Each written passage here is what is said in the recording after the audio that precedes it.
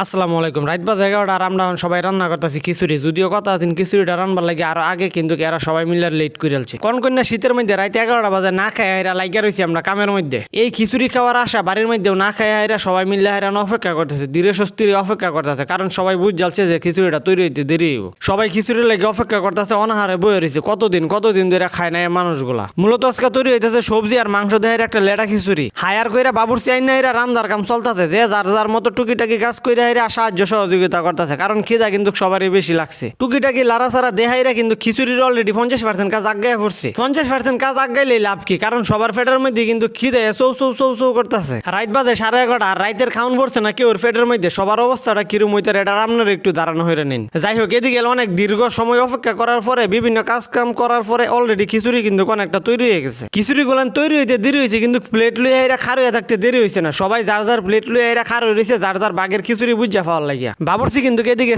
তবারকি স্টাইলে কিন্তু খিচুড়ি গুলান দেওয়া শুরু করছে। আমিও কিন্তু আল্লাহ দিলে মাসাল্লাহ বড় একটা গামলার মধ্যে লয়ে লইছি। রাত বাজে 12:30 এখন পর্যন্ত পেটের মধ্যে এক ফোঁটা দানা পড়ছে না। রাত বাজে 12:30 এখন পর্যন্ত কেউর পেটের মধ্যে এক ফোঁটা দানা পড়ছে না। এই কারণে সবাই হাহাকার করে এরা খাইতেছে। এমন মনোযোগ দিয়ে এরা খাউনটা খাইতেছে, মনে হইতেছে যে 3 মাস অনাহারা তারপরে খাউন মিলছে আজকা। 12:30 পর্যন্ত রাতের খাউন না খাই এরা মনে হইতেছে যে দীর্ঘ 3 মাস ধরে খান পাইছি না আমরা। এমনিতে রাতে না খাওয়া এর বাজে খিচুড়িটা হয়েছে অত্যাধিক লেভেলের স্বাদ। এই কারণে তো জটফট কইরা এরা সেই স্বাদের খিচুড়িটা করা মাইর দিয়ে দিলাম।